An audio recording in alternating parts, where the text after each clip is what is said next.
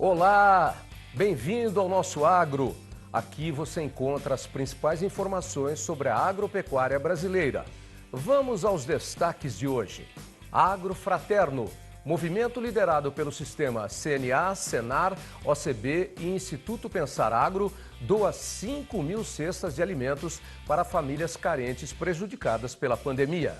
A CNA e os produtores rurais começam a distribuir cestas básicas para abastecer a população que perdeu a capacidade de adquirir o seu alimento. O que nos une é o alimento.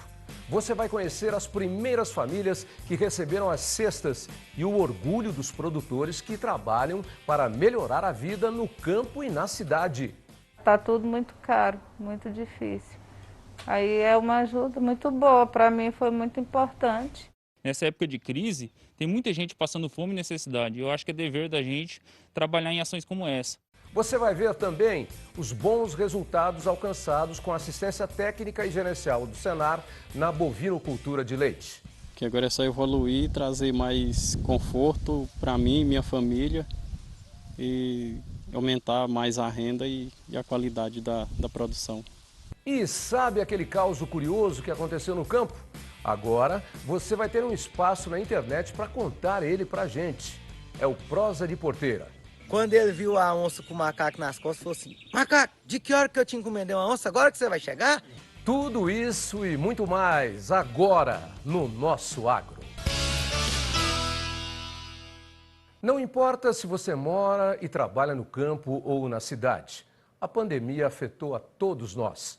Muitas famílias estão passando por dificuldades e uma necessidade urgente é a alimentação. Por isso, o Sistema CNA-Senar, a OCB e o Instituto Pensar Agro, apoiados pela ministra Tereza Cristina, lançaram o movimento Agrofraterno. O objetivo é estimular doações de alimentos para pessoas carentes, criando uma rede de solidariedade para quem mais precisa. A solenidade de entrega das primeiras 5.000 cestas aconteceu em Lusiânia, Goiás. O evento contou com a presença da ministra da Agricultura, Tereza Cristina, do ministro da Cidadania, João Roma, da primeira-dama do estado de Goiás, Gracinha Caiado, do prefeito de Lusiânia, Diego Sorgato, do presidente do Instituto Pensar Agro, Nilson Leitão, e da gerente-geral da OCB, Tânia Zanella.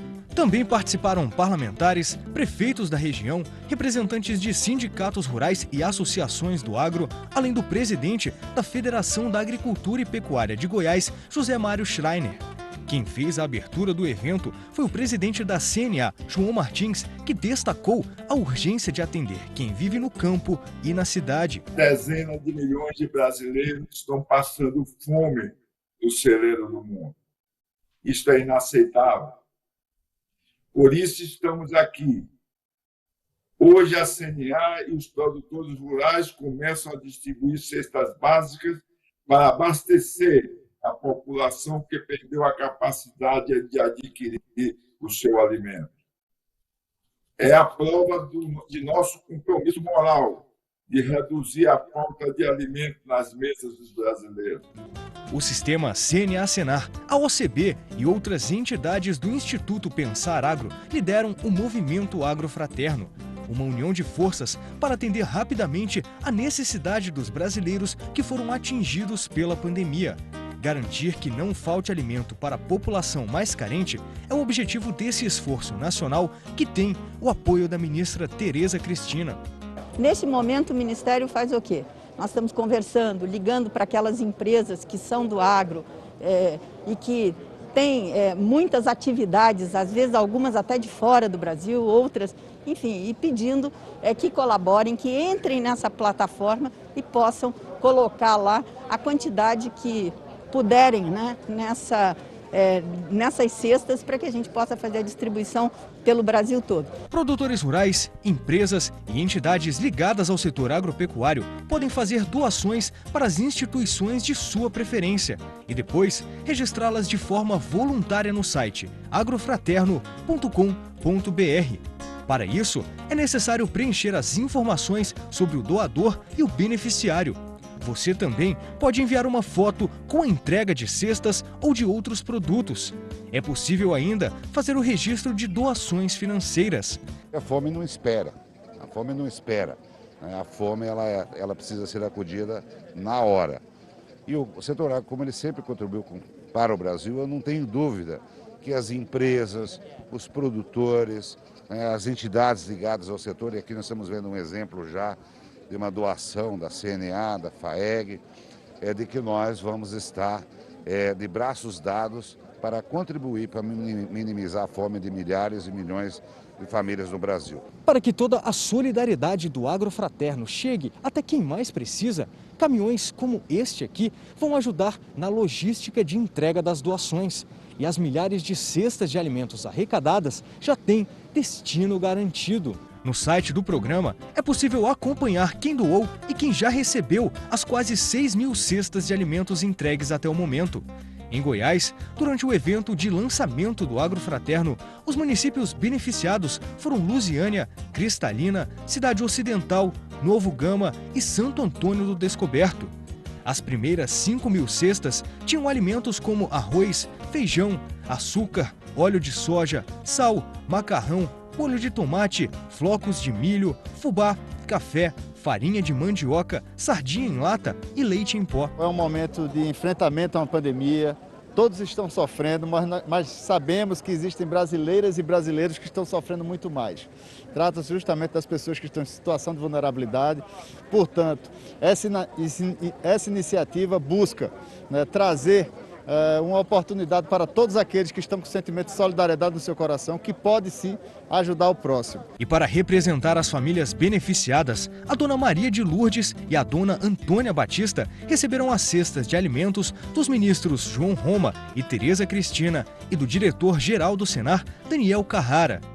Nós produzimos, mas também nós somos solidários e fraternos, e na hora que a cidade está precisando, que é onde estão as pessoas mais vulneráveis, o agro vem e dá essa resposta de solidariedade, de amizade. E é muito bom fazer o bem.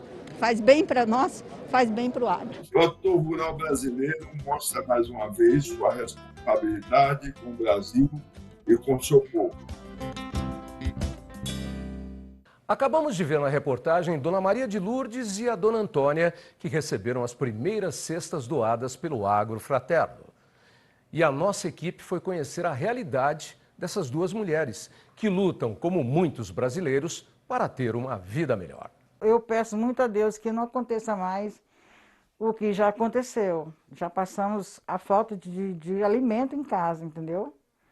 Aí eu conseguia alguma coisa de um vizinho de outro, fazia para ele, né? E a gente ficava sem comer. A falta de alimento ainda traz preocupação para a vida da dona Antônia. Esta maranhense, que ainda pequena, se mudou para o Distrito Federal e depois para Goiás, mora há 5 anos nesta casa em Lusiânia com os 2 filhos. Ela sustenta a família com o salário mínimo do benefício recebido do INSS para o filho Júlio, portador de necessidades especiais. Eu vivo através de um salário mínimo, né?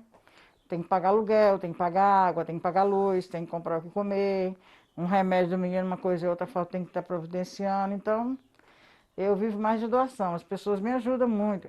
Dona Antônia não consegue trabalhar fora de casa, pois tem que dar assistência ao filho, que depende completamente dela. A principal preocupação desta mãe é conseguir colocar comida na mesa. A família foi uma das escolhidas para receber a cesta de alimentos do movimento Agrofraterno. E só quem passa por uma situação de necessidade conhece o valor dos alimentos e da solidariedade nos momentos difíceis. Para mim tem uma importância grande isso aí. Tanto que eu falo para eles aqui que comida aqui em casa não joga fora. Só joga fora o que tiver estragado. Porque é Deus que manda. Eu já agradeci a Deus essa cesta depois que eu cheguei. Eu falo para isso aqui o tempo todo.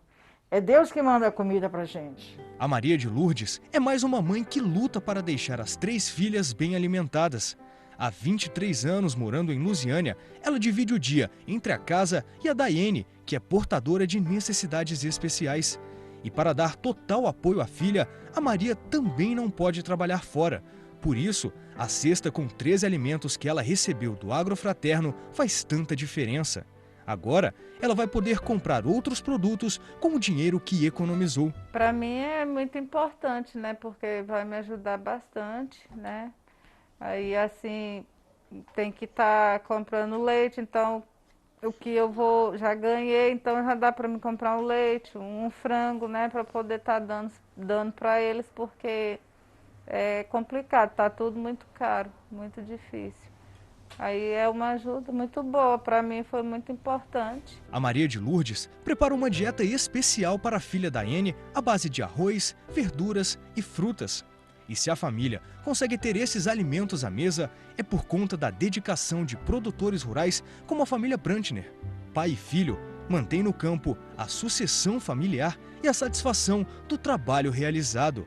A alegria nossa do produtor é ver que chega na ponta, no consumidor final, e apesar dessa pandemia, esse momento crítico que nós estamos passando, nós estamos sofrendo muito também em vendo nossos irmãos passando muita necessidade, e isso não é bom. Eu já estou indo para 72 anos, estou diminuindo o ritmo muito, mas eu quero continuar nessa lida até que Deus permitir que eu fique por aqui. Na lavoura, a cultura da vez é o milho, que também conta com o plantio de soja e feijão.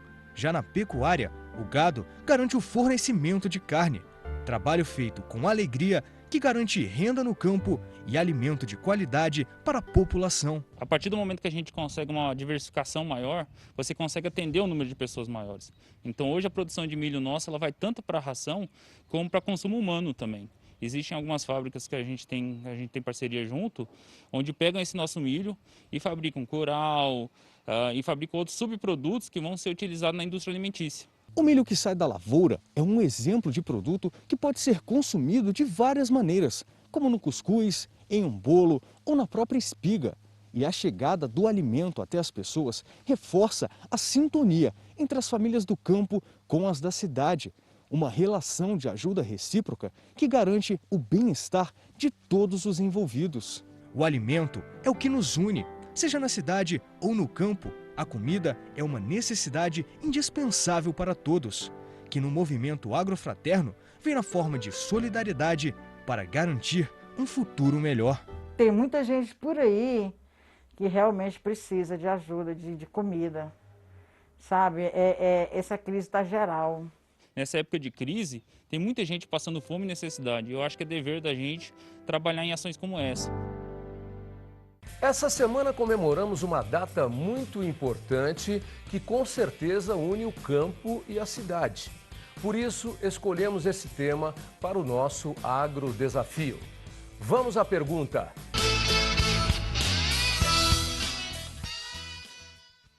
Qual alimento é produzido em todos os municípios brasileiros? Carne bovina, leite, carne de frango ou ovo? A resposta a gente te fala logo depois do intervalo. Já voltamos.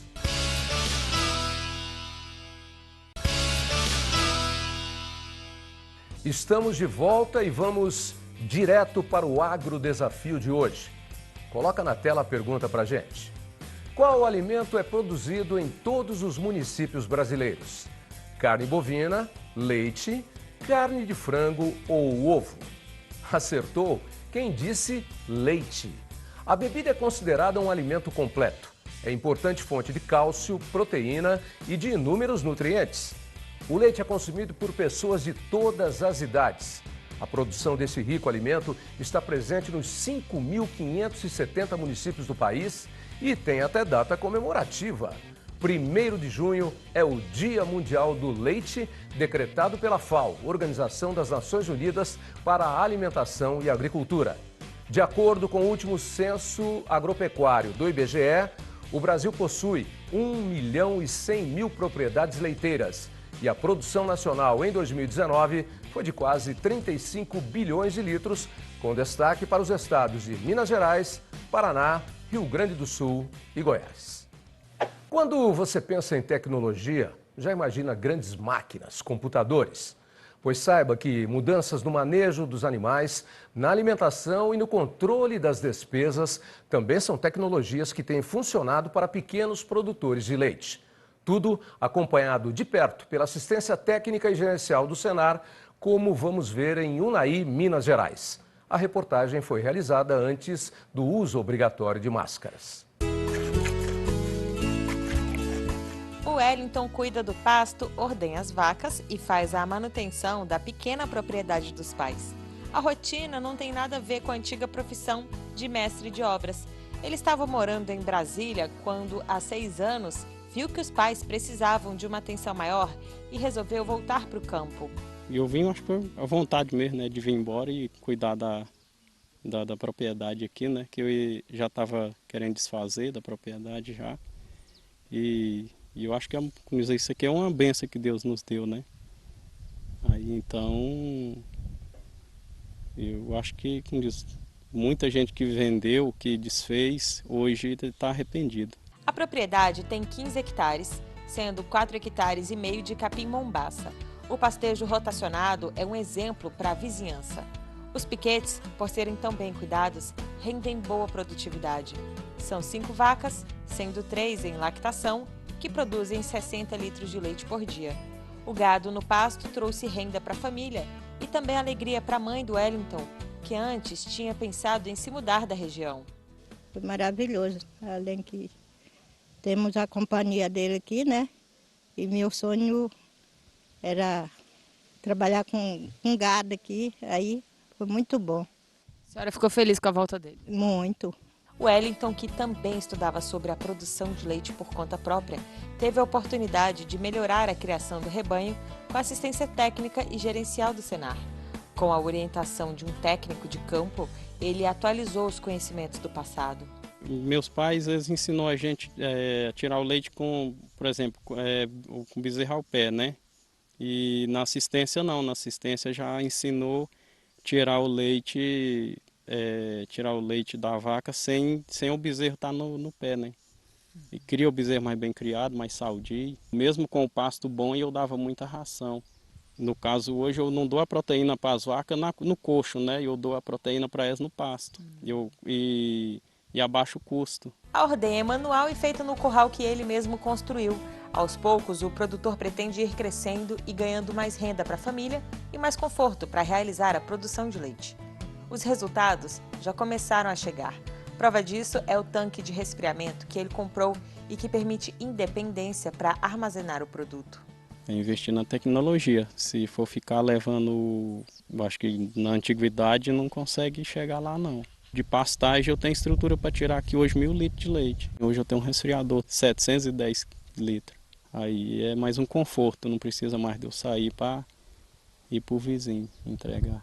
O técnico do Senar que acompanha o pequeno produtor comemora o aumento da lucratividade, que subiu de 7% para 21%.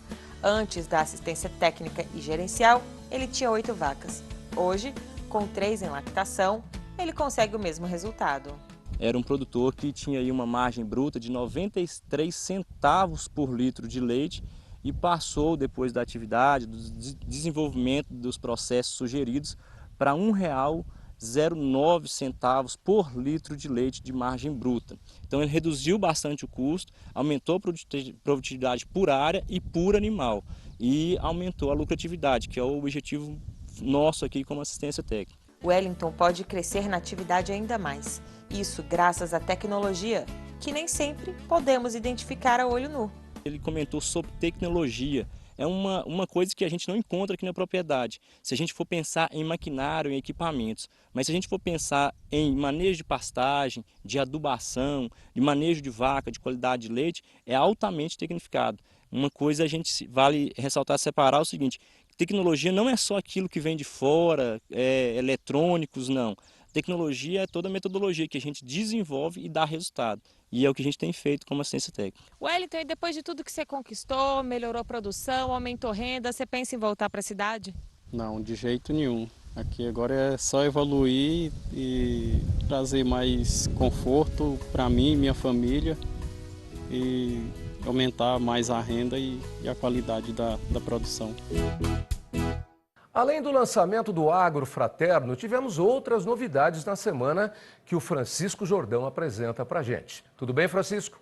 Olá, Otávio. É isso mesmo. Em uma audiência pública na Câmara dos Deputados, a CNA debateu os principais pontos do Plano Agrícola e Pecuário 2021-2022. Em maio, a Confederação entregou à ministra Tereza Cristina as propostas da entidade para o próximo Plano Safra, construídas de forma conjunta com as federações de agricultura e pecuária nos estados, com os sindicatos rurais e com os produtores. Veja o que mais o sistema CNA-Senar fez para os produtores rurais. O projeto Forrageiras para o Semiárido realizou um dia de campo virtual para apresentar os resultados das pesquisas em Pernambuco.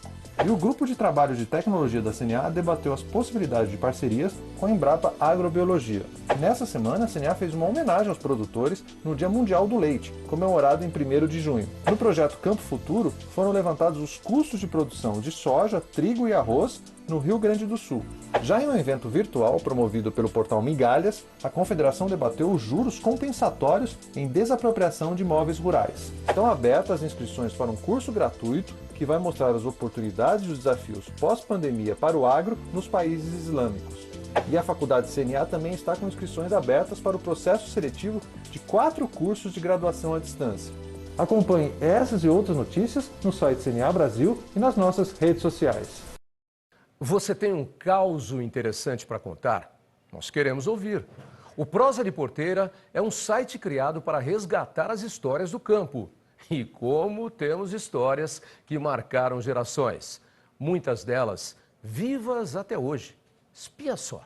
Andam falando que nós é caipira, que a nossa onda é montar a cavalo. Você conhece macaxeira? Mandioca, manaíva, aipim.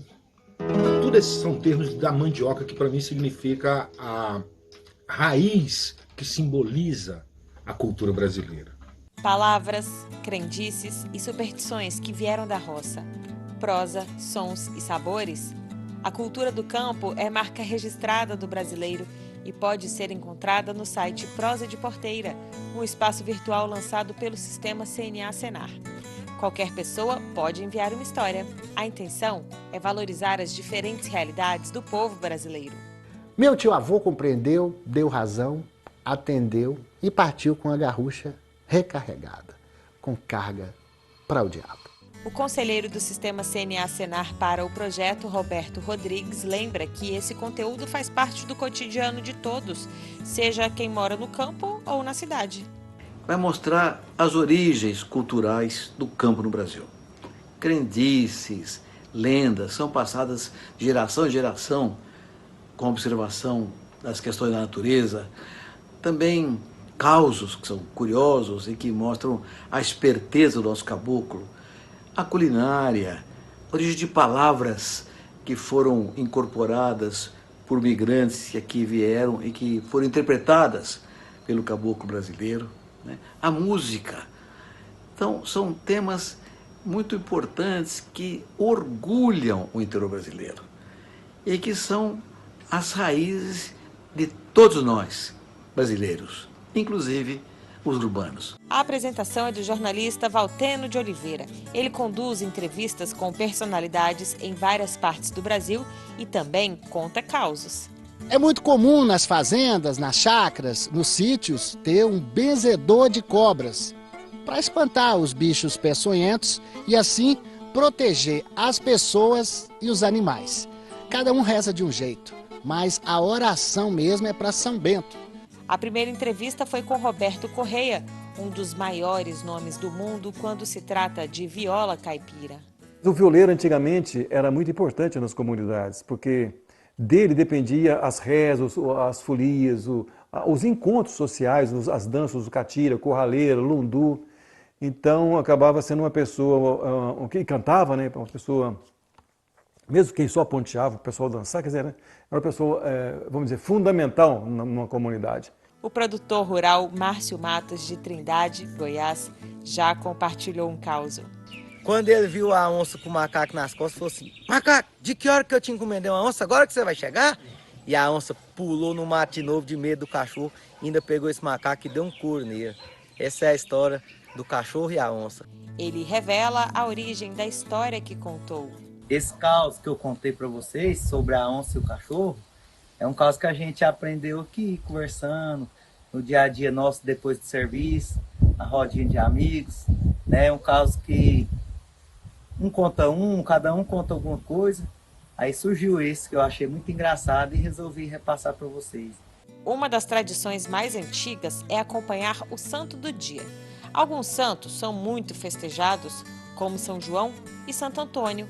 O calendário do site traz pequenas histórias sobre cada um deles. Você também pode participar do Prosa de Porteira. Envie o seu vídeo de até 3 minutos, áudio ou texto. O site é prosadeporteira.com.br.